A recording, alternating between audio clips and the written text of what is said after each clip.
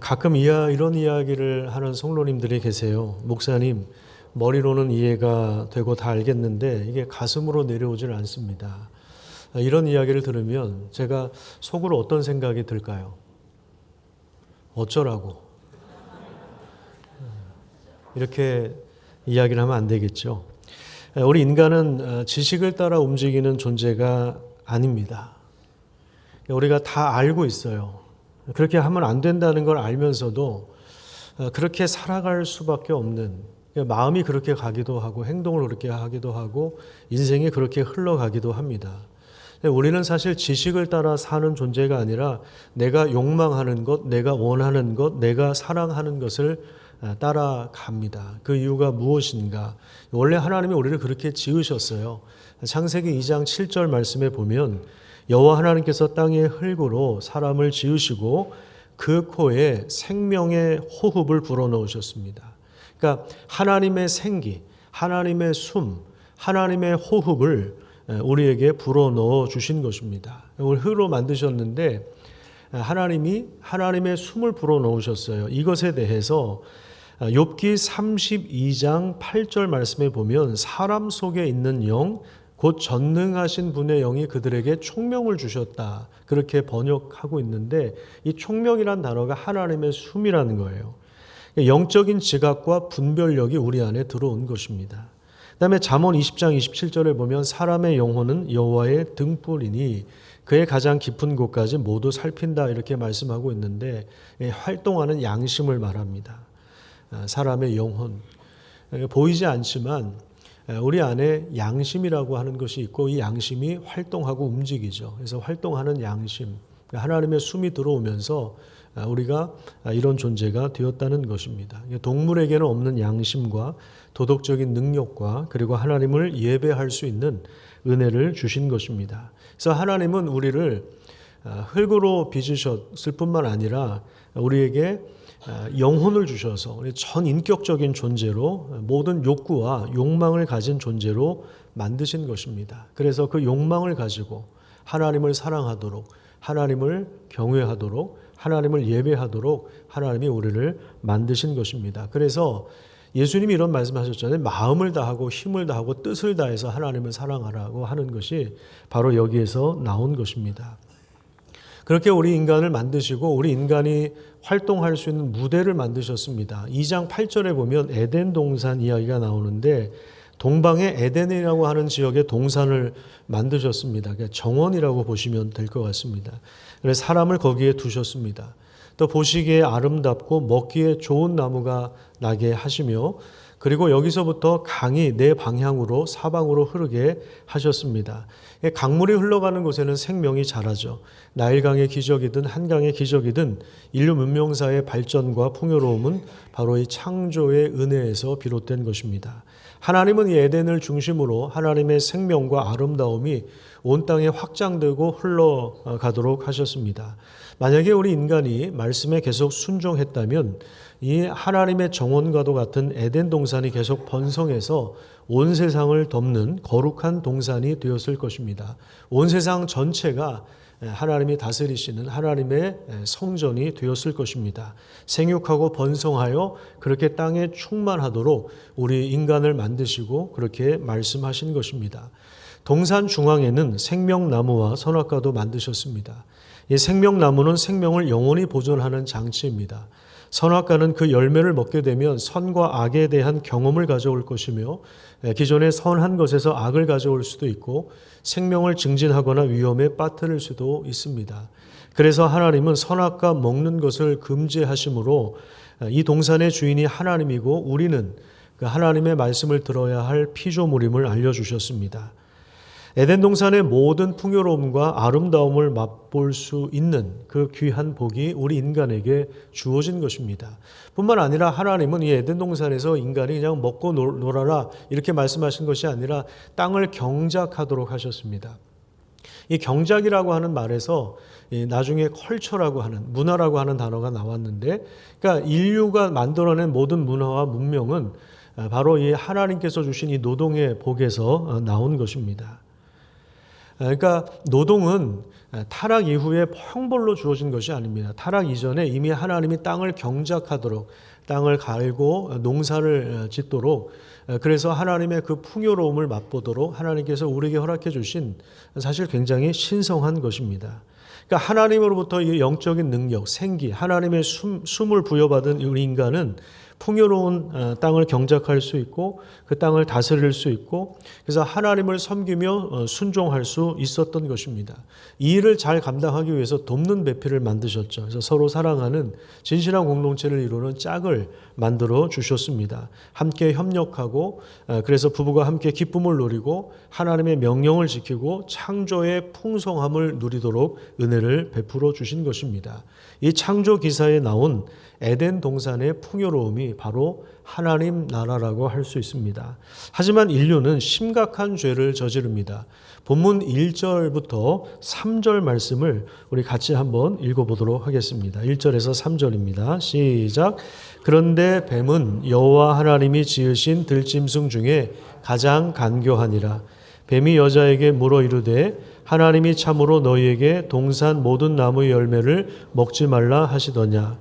여자가 뱀에게 말하되 동산 나무의 열매를 우리가 먹을 수 있으나 동산 중앙에 있는 나무의 열매는 하나님의 말씀에 너희는 먹지도 말고 만지지도 말라 너희가 죽을까 하노라 하셨느니라. 여기 1절에 보면 하나님이 지으신 그 들짐승 중에 누가 가장 간교했다고 그렇게 이야기하죠. 뱀이 가장 간교했다 그렇게 이야기하고 있습니다. 이 간교하다라고 할 때 이 교자가 솜씨가 있다, 재주가 있다, 지혜롭다, 아름답다 이런 의미를 가지고 있습니다. 예수님도 제자들에게 너희는 뱀같이 지혜롭고 비둘기같이 순결하라고 하셨는데 이 지혜라고 하는 것이 함정이 어디 있는지 알고 위험을 감지하는 미리 감지하는 그 신중함 이라고 하는 그 의미가 포함되어 있는 것입니다. 그러니까 하나님께서 이렇게 선한 목적으로 지으신 거죠. 근데 이 뱀이 가진 간교함이 선한 목적이 아닌 악한 목적을 위하여 사용된 것입니다. 이 뱀이 여자에게 질문한 것이 무엇입니까? 하나님이 참으로 너희에게 이 모든 나무의 열매를 먹지 말라고 하셨냐? 이 말에는 뉘앙스라는 게 있죠. 이게 지금 어떤 의도입니까? 정말 하나님이 그랬느냐? 그게 정말 맞아? 이건 뭐냐면 이 하나님과 사람 사이에 이렇게 틈을 발생시키는 거예요. 하나님의 신실하심을 한번 이렇게 흔들어 보는 것입니다.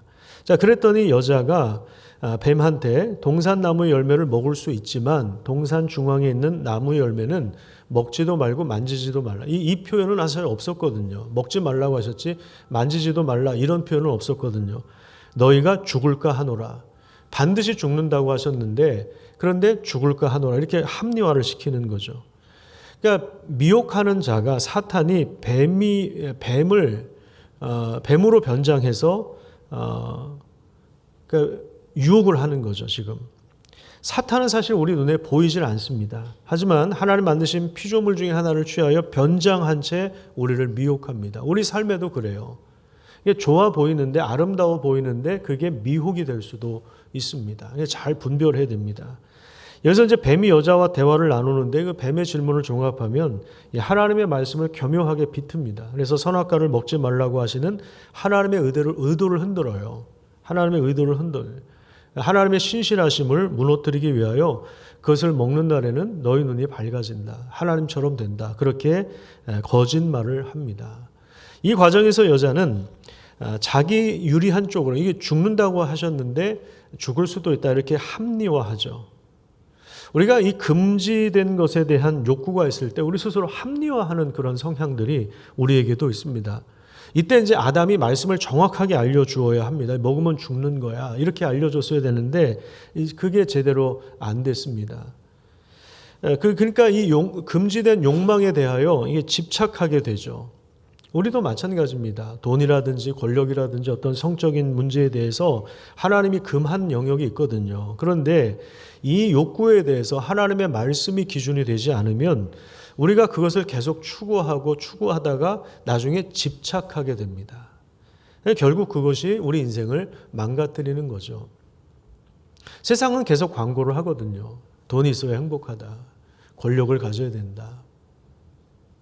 육체의 쾌락을 즐길 것을 계속해서 광고하고 홍보하고 이걸 너가 가져야 된다.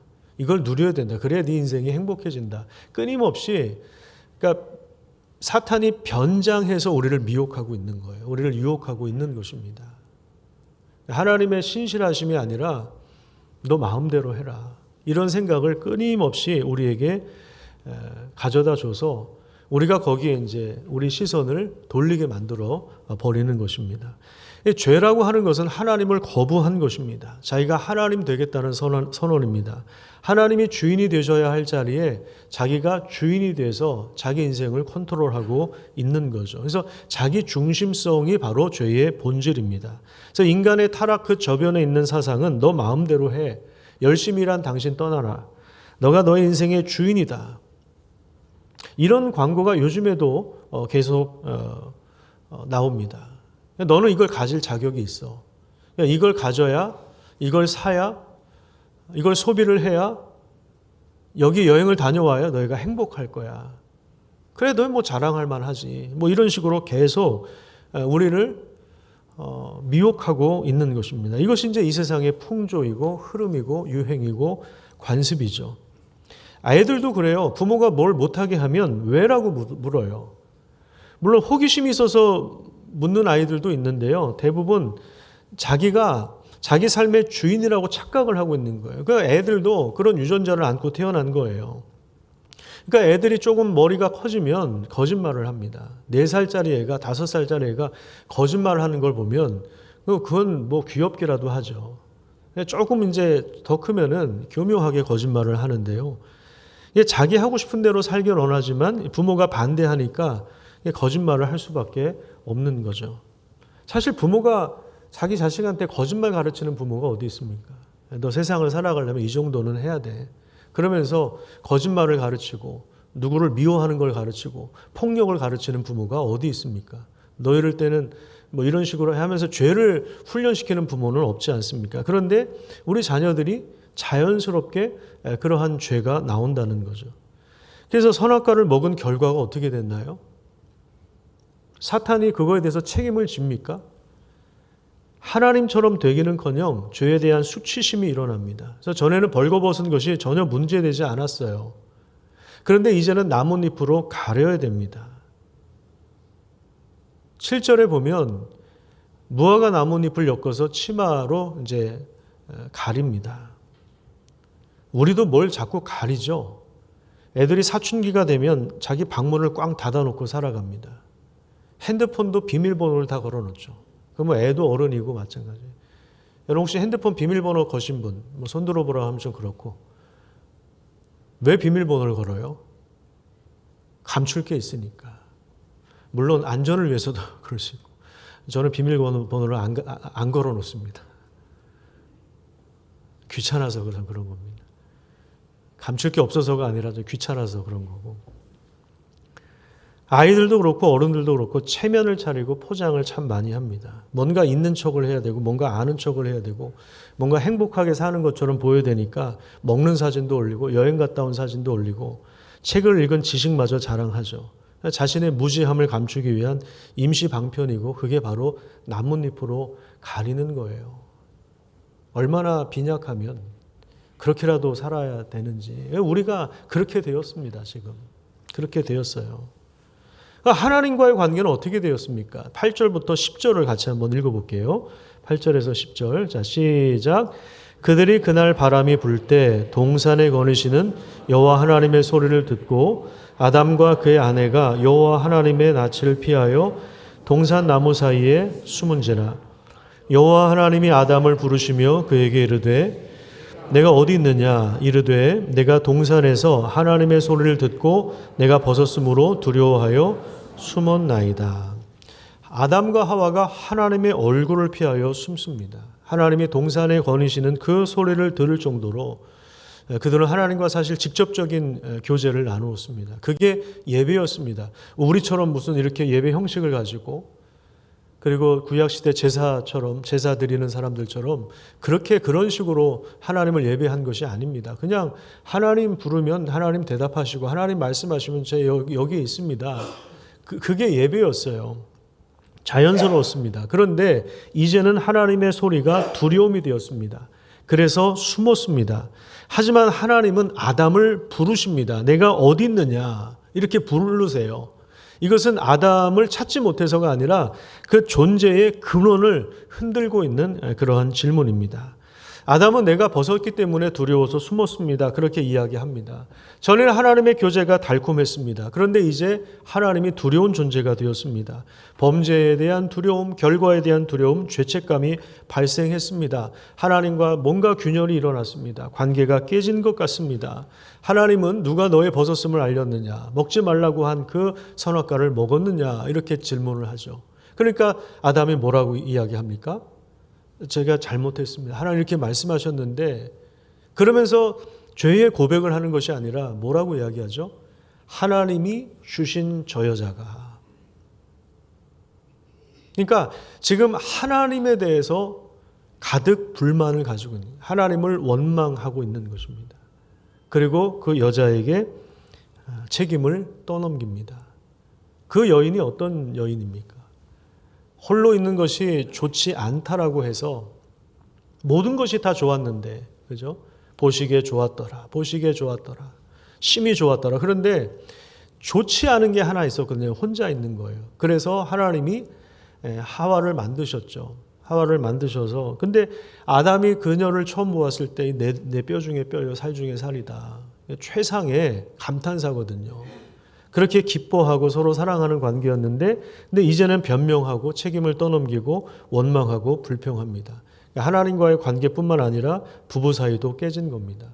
부부가 서로 잘못을 인정하고 서로 용서를 구하는 것이 아니라 서로 남 탓을 합니다. 부모님 탓을 하고요. 자녀들 탓을 하고요. 책임을 떠넘기고 옛날에 그 잘못됐던 과거사까지 다 들추어 버리는 그런 인간의 무력함이 여기서부터 발생한 것입니다. 하나님은 여자에게도 질문을 하시죠. 어찌 너가 이렇게 했느냐? 이렇게 여자에게도 질문을 하십니다. 여기 보면요, 하나님이 아담에게 질문하시고 하와에게 질문을 하신 이유는 돌이킬 기회를 주시기 위해서입니다. 당장 나와 뭐 이렇게 하신 것이 아니라 왜 그렇게 했느냐. 우리 자녀들이 잘못했을 때 우리 자녀들한테 물어보잖아요. 너 왜 그렇게 했니? 왜 그런 행동을 했니? 그거는 부모가 이 자녀를 회복시키려고 하는 말이죠. 그렇죠? 자녀의 이야기를 먼저 들어보고 그래서 자녀를 용서하고 너 이제부터 내 자식 아니다. 호적 팔아. 내보내는 부모가 어디 있습니까?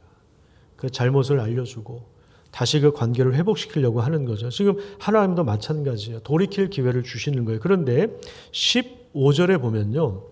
3장 15절, 창세기 3장 15절에 보시면 뱀에게는 질문하는 내용이 전혀 없어요.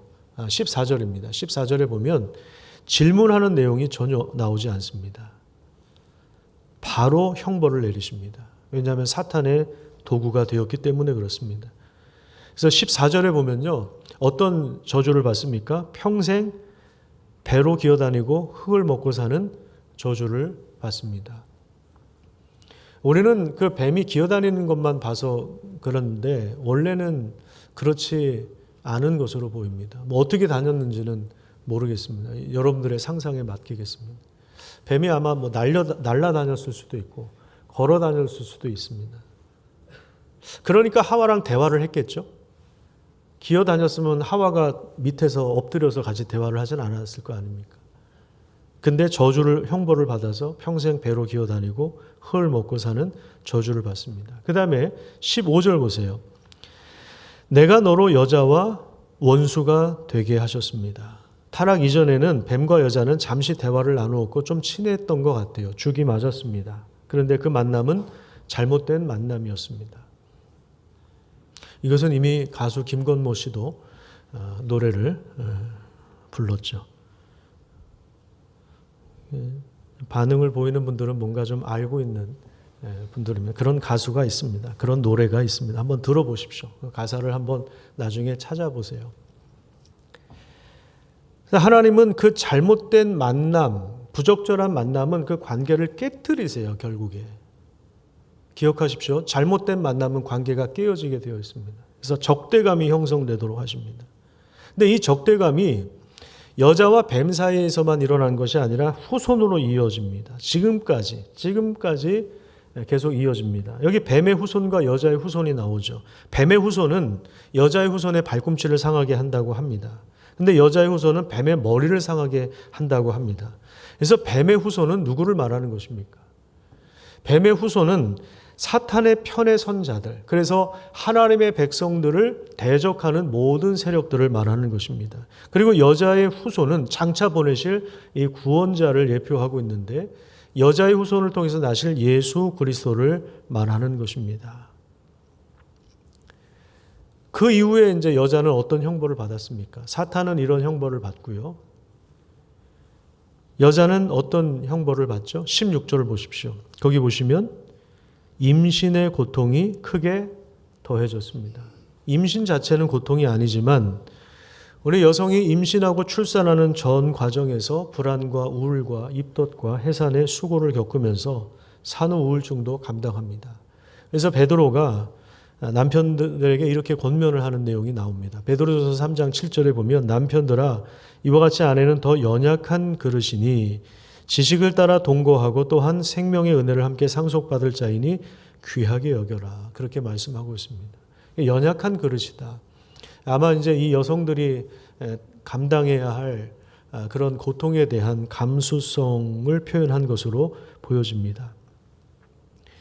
그리고 여자가 또 받은 형벌은 뭐냐면 너는 남편을 원하지만 남편은 너를 다스릴 것이다. 이 말은 원래 부부가 인격적으로 동등한 대등한 관계였지만 죄가 들어오니까 이게 서로 주도권을 주고 군림하려고 하는 그런 갈등과 긴장이 있을 것을 예고하고 있는 것입니다. 그 다음에 남자들은 어떤 형벌을 받았죠? 17절부터 19절까지 나옵니다. 거기 보면 땅이 저주를 받아서 평생에 수고하여야 그 소산을 먹을 것이다. 19절에 보면 흙으로 돌아갈 때까지 얼굴에 땀을 흘려야 먹을 것을 먹으리니. 그러니까 정말 애써서 일해야 겨우 먹고 살아가는. 원래는 하나님께서 맡기신 경작한다, 노동한다라고 했을 때 하나님 그 풍요로운 그 땅에서 노동이 의미가 있고 창조적이고 생산성이 있고 효율성이 있고 보람이 있고 성취감이 있는 일이었는데 그런데 이 노동이 저주가 되어버린 거예요. 얼굴에 땀을 흘려야 갑질도 당하고 스트레스도 받고 그래서 병도 생기고 그래서 막 1년 만에 퇴사하기도 하고 이직하기도 하고 뭐 이런 일들 뭐 싸우기도 하고 이런 일들 통해서 우리가 먹고 살아가는 이런 형벌을 받았습니다. 그리고 그렇게 살다가 흙으로 돌아갈 것이다. 그렇게 말씀하고 있습니다. 이게 무슨 말입니까? 죽는다는 얘기죠. 실제로 말씀하신 대로 선악과를 먹은 결과 죽음이 찾아왔습니다. 사람은 죽어서 흙으로 돌아가고 그리고 뱀은 또 그 흙을 먹고 살죠. 세상이 이 지경이 되었습니다. 우리가 사는 세상은 임신과 출산의 고통과 아픔과 관계의 깨어짐과 변명과 남탓, 책임 전가, 불평, 불만, 두려움, 소외됨, 죄책감, 질병, 죽음이 지속됩니다. 이런 세상인데 어떻게 우리가 꽃밭을 걸을 수 있겠습니까? 이런 세상에서 우리는 모두가 다 고난을 겪고 모두가 다 고통을 겪으면서 살아가는 것입니다. 이 무속적인 이해에서 우리가 여러분 이거 잘 분별하셔야 돼요. 예를 들어서 집에 우환이 닥치거나 뭔가 뭐 병이 들거나 뭔가 좋지 않은 일이 일어났을 때 이게 이 무속적인 우리 이해가 있기 때문에 무속적인 사고방식에서는 이게 귀신이 가져다 준 거 아닌가? 이런 생각을 우리가 많이 합니다. 그래서 옛날에 무당 불러서 굿도 하고 막 애군을 물리치고 그러잖아요. 성경에서 나온 사상이 아닙니다. 그러니까 하나님을 떠난 죄인들이니까 무속적인 사고방식이 우리 안에 있어서 그런 겁니다. 세상은 원래 이렇게 망가져 있습니다. 하나님을 떠나서 소외되고 불안하고 두렵고 죄책감이 발생하고 가시덤불과 엉겅퀴가 나고 그러니까 땀을 흘러야 노동을 해야 겨우 먹고 살고 그 과정에서 스트레스를 받고 그러니까 병이 생기고 환경도 오염이 되고 문제가 발생하고 사고가 나고 그런 일들이 끊임없이 일어나는 거예요. 그런 세상에 살고 있으니까 어려움 당하는 게 그게 어떻게 보면 자연스러운 세상이 된 것입니다. 무슨 뭐 귀신이 가져다 주고 그런 거 아닙니다. 그런 거 아닙니다. 잘못 이해를 하고 있는 거예요. 여기까지는 인간의 이야기입니다. 그런데 여러분 하나님의 이야기를 주목해서 보시기를 바랍니다. 하나님은 어떻게 하셨습니까? 이런 상황 속에서 곤경에 처한 우리 인간들을 위해서 하나님이 하신 일은 무엇입니까? 바로 하나님께서 아담을 찾아오신 것입니다. 내가 어디 있느냐 이렇게 말씀하면서 찾아오시는데 이것은 바로 그들에게 은혜의 길을 열어주신 것입니다. 우리 3장 15절 말씀 우리 다시 한번 읽어보도록 하겠습니다. 굉장히 귀한 말씀인데요. 하나님께서 구원자를 보내셔서 우리에게 승리의 길을 주시기로 약속하신 말씀인데 우리 같이 한번 읽어볼게요. 시작. 내가 너로 여자와 원수가 되게 하고 내 후손도 여자의 후손과 원수가 되게 하리니 여자의 후손은 내 머리를 상하게 할 것이요 너는 그의 발꿈치를 상하게 할 것이니라 하시고 사탄은 예수님의 발꿈치를 상하게 했습니다. 그래서 예수님이 이 땅에 오셔서 고난을 당하시고 십자가에서 죽으셨습니다. 발꿈치를 상한 것입니다. 하지만 죽음을 이기시고 부활하심으로 사탄의 머리를 깨뜨리신 것입니다. 그래서 예수님께서 십자가에 죽으실 때, 부활하실 때 사탄의 머리통이 깨졌다는 사실을 여러분 기억하시기를 간절히 축복합니다. 그러니까 사탄이 우리를 미혹할 수는 있으나 사탄이 우리의 운명을 쥐고 흔들 수는 없는 것입니다. 그것을 잘 분별하셔야 됩니다. 그러니까 무당을 부를 필요가 있다는 겁니까? 없다는 겁니까? 점집에 갈 필요가 있다는 겁니까? 없다는 겁니까? 근데 왜 가냐고요? 불안하니까. 당장에 뭔가 이렇게 좀 답답하거든요. 뭐 알고 싶거든요. 동쪽으로 가야 될지 서쪽으로 가야 될지 물 장사를 해야 될지 고기 장사를 해야 될지 불안하거든요. 미래를 하루 일을 알 수가 없으니 자녀들의 앞길도 궁금하거든요. 그러니까 가는데 그런데 분명한 건 뭐냐면 그 사탄이 우리의 운명을 어떻게 할 수가 없거든요. 그러니까 가시는 걸 제가 막을 수는 없는데 시간 낭비에 돈 낭비에 여러분들 손해라는 점은 꼭 기억을 하시고 가시더라도 기억을 하고 가시길 바랍니다. 그리고 어디 가서 교회 다닌다는 얘기는 하지 마시길 바랍니다.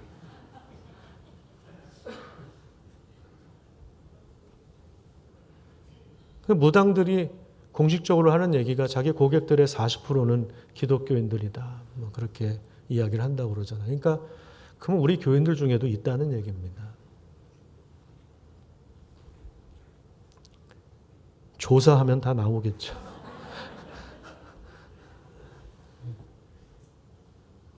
할 일이 많은데 뭐 그런 것까지 조사해야 되겠습니까? 예수님이 부활하셔서 사탄의 머리를 밟으시고 하늘 보좌에 오르셔서 영원한 승리를 얻으신 것입니다. 우리도 예수님 안에 있게 되면 그 놀라운 승리를 얻게 되는 것입니다. 아담과 하와에게 가죽옷을 지어 입히신 것도 그것도 은혜입니다. 인간의 부끄러움을 가리기 위해서 한 마리의 동물이 그 죄와 상관없는 동물이 희생을 당했습니다. 피를 흘렸습니다. 여러분 나뭇잎은 금방 시들어 버립니다. 그 가릴 수가 없어요. 며칠 지나면 시들어 버립니다. 가죽옷을 지어 입히시죠. 그리고 이게 이제 우리 죄와 수치를 가려주시는 거죠. 하나님이 가려주셔야 그게 없어지는 거고 하나님이 용서해 주셔야 그 문제가 해결되는 거지. 우리가 뭐 애를 쓴다고 그게 없어지겠습니까? 그래봤자 나뭇잎인데 나뭇잎으로 하면 얼마나 하겠습니까? 금방 시들어 버립니다. 그리고 생명나무 먹는 길을 차단하기 위하여 에덴 동산에서 내보내십니다. 이거 하나님의 배려입니다. 죄의 상태에서 죽음의 상태에서 영원히 사는 것을 원치 않는 하나님의 배려였던 것입니다. 그 하나님이 가죽옷을 지어 입히신 하나님이 구원자를 약속하신 하나님이 오늘도 우리를 찾아오십니다. 내가 어디 있느냐? 우리가 있는 곳에서 하나님이 말씀하고 있습니다. 여러분 계신 곳은 어디입니까? 하나님 앞에 저 여기 있습니다 라고 이야기하는 분들도 있을 것이고, 어쩌면 하나님 앞에 여전히 자신을 감추고 살아가는 분들도 있을 거라고 생각을 합니다. 우리 부부 사이에도 얼마나 많은 것들을 감추고 살아갑니까? 자기가 잘못했으면 잘못했다고 얘기하면 되는데 자존심 때문에도 그렇고, 그러니까 자기도 자기 자신의 잘못을 직면하는 걸 싫어해요. 사람은 자기도 자신한테 피합니다. 자기를 정직하게 대면하려고 하지 않아요. 자기 배우자한테도 그렇고요, 자기 이웃한테도 그렇고요, 하나님께도 마찬가지입니다. 숨어요. 우리는 늘 숨어 있어요. 두려워서, 불안해서, 창피해서 그 자존심 때문에 숨고 피하고 있는 분이 계십니까? 어쩌면 우리가 숨는 그 자리가 하나님이 우리를 찾아오시는 그 자리일지도 모릅니다. 그러니 여러분, 신앙이라고 하는 걸 어렵게 생각하지 마십시오. 내가 어디 있느냐라고 말씀하실 때 저 여기 있습니다 라고 대답하는 귀한 은혜가 있기를 간절히 축복합니다. 그리고 참 이상하죠. 2부 때도 제가 말씀드렸는데 여기 좋은 자리는 항상 비어 있어요. 하나님께 예배드리러 나오는데도 저 구석에 피하여 있는 쓰려고 해요. 우리가 물론 우리는 기둥이 없으니까 피할 구석이 없어요. 사실 다 보여요. 저 구석에 있는 분들 다 보입니다. 더 잘 보입니다. 제가 오히려 앞이 저 안 보일 수도 있어요. 우리 자꾸 피하려고 해요. 물론 거기 앉으신 분들이 피하려고 앉으신 건 아니죠. 네. 어떻게 앉다 보니까 그냥 그렇게 된 거죠. 하나님은 계속해서 우리를 찾아오십니다. 그리고 하나님은요, 우리 못 살게 구는 분이 아니에요. 이것도 못하게 하고 저것도 못하게 하고. 아니, 자녀들 입장에서 볼 때는 사춘기 애들은 부모가 집에 없는 게 제일 좋다고 그러잖아요. 간섭하니까. 엄마 어디 안 나가세요? 아빠 왜 집에 계세요? 자기 하고 싶은 걸 해야 되니까. 하나님이 우리 인생에 들어오시면 우리가 힘들 거라고 생각해요. 이것도 못하고 저것도 못하고 하나님이 간섭하실 것 같다고 생각합니다. 그런데요, 하나님이 하시는 일이 뭐냐면 우리의 욕망을 바꿔주시는 것입니다. 우리 욕망을 제거하는 것이 아니라 우리의 욕망을 바꿔주십니다. 방향을 바꿔주시는 것입니다. 그래서 하나님을 욕망하는 삶으로 하나님이 우리를 바꾸어 주시는 것입니다.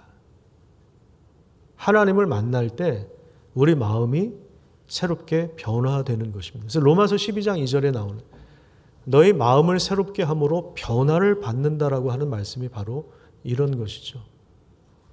우리 마음이 새롭게 바뀌지 않는데 머리에 지식이 들어간다고 해서 그게 바뀌겠습니까? 사람이.